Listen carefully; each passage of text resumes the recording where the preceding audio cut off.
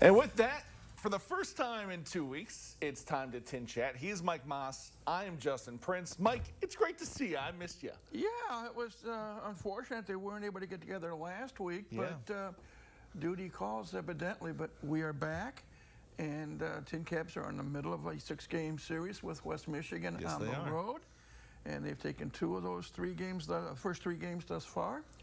And they're still in first place in the Eastern Division of the Midwest League in the second half. Yeah. Despite not getting to meet last week, maybe it was for the best. It was a tough week for the TinCaps last week. Just 2 wins in that 6-game series with Lake County here at home. But they've started off on a good stretch here to start this week. 2 of 3, like you said. And let's go back to that opener of this series, Mike. A phenomenal game from Robbie Snelling on the bump. 6 innings pitched, 9 strikeouts, 4 hits, no runs. He was in complete control. He threw 87 pitches, 63 were strikes. And that's the Robbie Snelling that the Padres are hoping blossoms into what could be a very exciting left-handed pitcher. And he pitched well in the opener on Tuesday night. And Mike, Robbie is just one of the very many new faces that have come to this team since the last time you and I were able to chit-chat, and really since the last time we were able to chat about the TinCaps at all.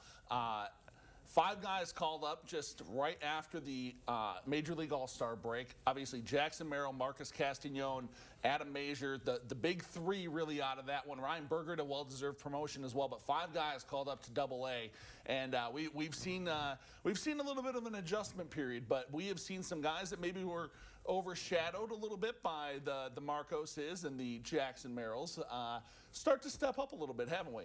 You know, we need to mention Jairo Iriarte, who has pitched very well for the Missions since moving up to San Antonio. So 5 quality players who helped engineer that late rush in the first half that got the TinCaps going at the start of the second half that we were hoping they would have. And they're doing well with San Antonio, but as we have said, and Jonathan Matthews has said numerous times, the show goes on. The show goes on. You congratulate those who have been promoted, and now it opens up the doors for some others, such as a Robbie Snelling. I mean, that performance on Tuesday night. I know another player we're going to talk about, infielder Graham Pauley, who can play both second and third. And I don't want to steal too much of your thunder, but since being in Fort Wayne, Pauley has only hit 7 home runs. 7 home runs. I think he had 3 at Lake Elsinore. And the thing that I have watched and enjoyed, the bulk of his home runs as a TinCap have come at crucial times. Such as that 3-run homer in the 9th inning on Tuesday night, which gave Fort Wayne Wednesday night. And which gave the TinCaps the ultimate 7-4 win. He has been phenomenal from that left-handed batter's box so far for the TinCaps. I mean, you kind of had a feeling you were getting something pretty special when he came up and he hits 2 homers in his first, in his first 3 at-bats. 3 at-bats with the TinCaps over in Lake County.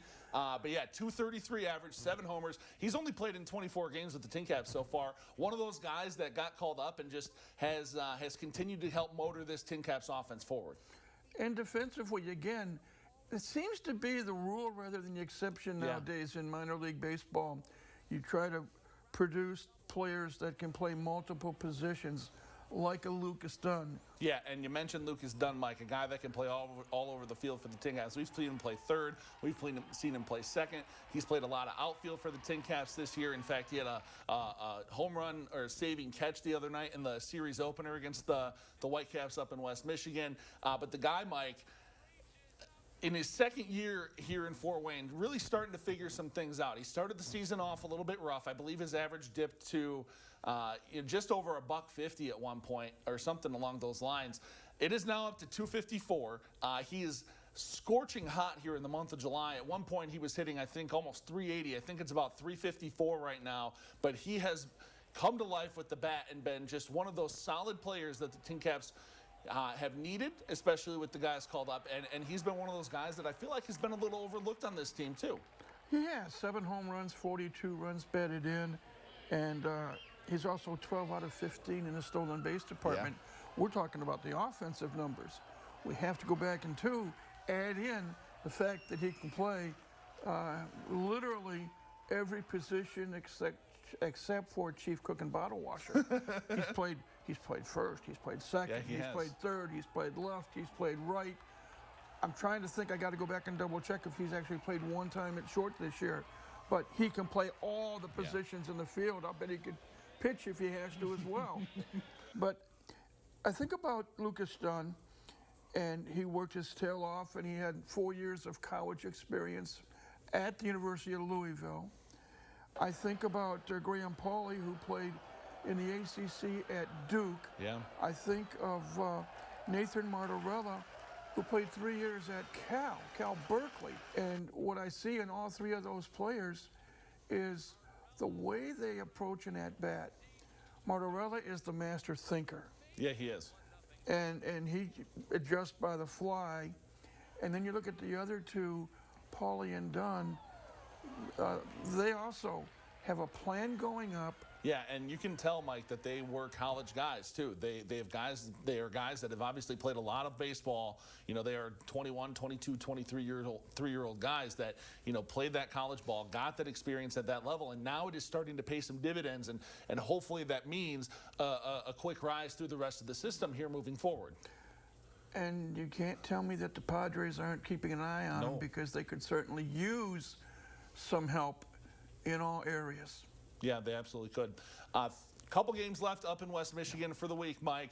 TinCaps return home for 6 games. They welcome another team from the Mitten State next week, and it's going to be a big series. Obviously, they bring Great Lakes to town, a battle for first place in the Midwest League East Division.